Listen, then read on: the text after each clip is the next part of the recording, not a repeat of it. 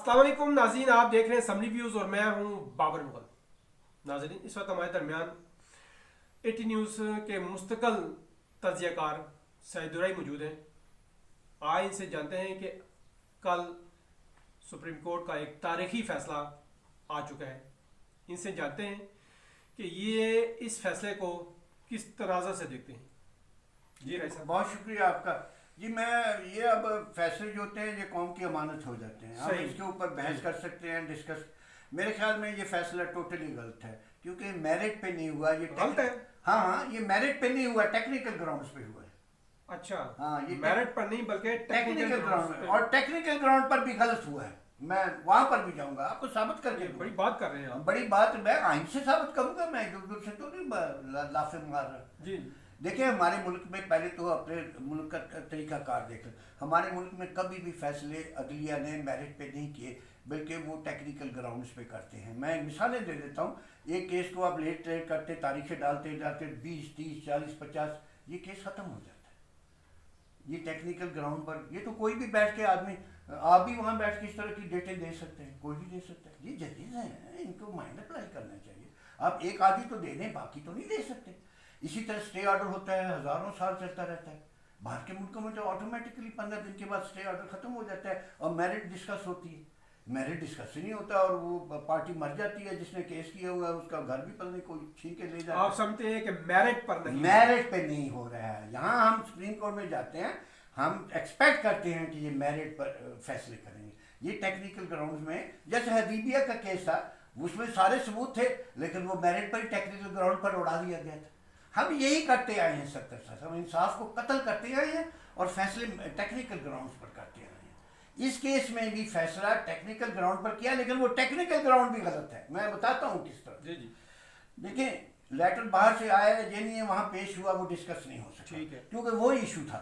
ऐसा ही है। अच्छा, चले, मैं उसकी डिटेल में नहीं जाता क्या था, ये आया या नहीं, लेकिन इतना पता लगता है कि पाकिस्तान की सिक्योरिटी एजेंसी के सामने पेश हुआ था और वहाँ से भी कोई ऐसी ऑब्जेक्शनेबल बात नहीं आई। और जब सुप्रीम कोर्ट में कल पेश हुआ है तो उन्होंने भी कोई ऐसी बात नहीं की, लेकिन डिस्कस नहीं किया। अब क्या किया है उन्होंने, मैं बताता हूँ ये फैसला किस असूल पे दिया है। देखिए, मैं तारीखी तौर पर आपको बताता हूँ। इसी सुप्रीम कोर्ट में 3 हफ्ते से 63A का केस चल रहा था, डिस्क्वालिफिकेशन किन बातों पर हो जाए। उसमें वो 2 हफ्तों से चल रहा है। हाँ, वो उस केस को परे कर दिया और इसको ले लिया। ये नंबर 1 ज्यादती है। हाँ, ये नंबर 1 ज्यादती है। उस केस का ये फैसला हो जाता, कसम खुदा की इस केस के फैसले की जरूरत ही नहीं थी। ये क्यों किया गया है मुझे नहीं पता, लेकिन इस मुल्क के साथ बहुत बड़ा जुल्म हुआ है कि जो केस का इतना इंपॉर्टेंट आपके पास था, जिसमें सब कुछ डिटरमिन, उसको आपने एक तो लटकाया 3 हफ्ते तक, जिसका 3 दिन में फैसला हो सकता है। मैं अभी आपको समझा देता हूँ उसमें है क्या। 63A में 63 में है कि डिस्क्वालिफिकेशन किस बातों पर होती है।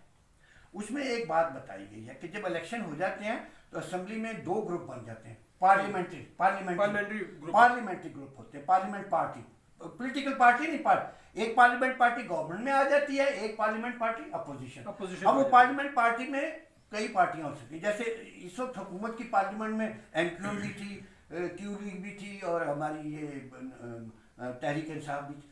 तो ये पार्लियामेंट पार्टी है। अब ये एक पार्टी बन गई है।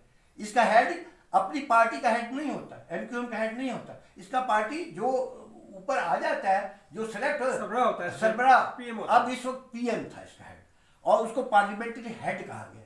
वो फैसले फिर करता है अपने ग्रुप के बारे में। ये लिखा हुआ है इसके अंदर। उसने फैसला करना है कि कौन सही वोट डाल रहा है, कौन नहीं। अब हुआ ये है, उसमें ये लिखा हुआ है कि डिस्क्वालिफिकेशन हो जाती है कि अगर पार्लियामेंट पार्टी के हेड ने नॉन कॉन्फिडेंस में या बजट में या इलेक्शन के चेंज, आइन के चेंज में 2/3 में, अगर वो कोई मेंबर भी पार्लियामेंट हेड की व्यू नहीं मानता, कोई भी अंदर उसके अंदर जितनी पार्टियां हैं सब उसमें उसके अंदर है, नहीं मानता तो वो डिस्क्वालीफाई हो जाता है। अब डिस्क्वालीफाई का प्रोसीजर लंबा है, लेकिन मैं उसमें नहीं जाता। लेकिन टेक्निकली वो डिस्क्वाली हो गया है जब उसने उसकी बात नहीं मानी, वोट दूसरी तरफ दे दिया। ये तो वोट देने के बाद है। ये तो आपको समझ में आती है कि अब वोट डाला है उसने अपनी पार्लियामेंट, नेचुरली कोई ना कोई व्हीलिंग डीलिंग हुई होगी, कोई हॉर्स ट्रेडिंग हुई होगी, कौन अपनी पार्टी को के खिलाफ जाकर, क्योंकि कल को तो उसको पता है मैंने डिस्क्वालीफाई हो जाना है, वहाँ डीलिंग हुई होगी मनी की 25 करोड़ 50 करोड़, वहाँ डीलिंग होगी अगले 3 इलेक्शन में मुझे भी मेरे 3 मेंबर लेना, कोई ना, डीलिंग के बगैर कोई नहीं करता काम, ये सियासी लोगों का काम है।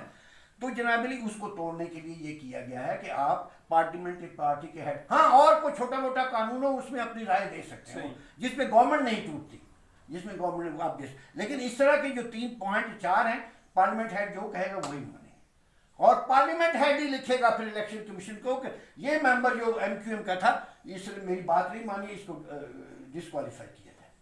अब तो ये हो गया वोट डालने के बाद। अब क्या जब वो वोट डालता है, अब यही सुप्रीम कोर्ट के पास गए थे कि एक आदमी इस पार्लियामेंट पार्टी में होकर वोट इनके खिलाफ दे रहा है तो क्या स्पीकर को वो काउंट करना चाहिए कि नहीं, ये सवाल बहुत बड़ा है। सही डिफेक्ट हुआ है, टेक्निकली वो डिफेक्ट है, मेरे ख्याल में स्पीकर को उसका वोट कैंसिल कर देना चाहिए।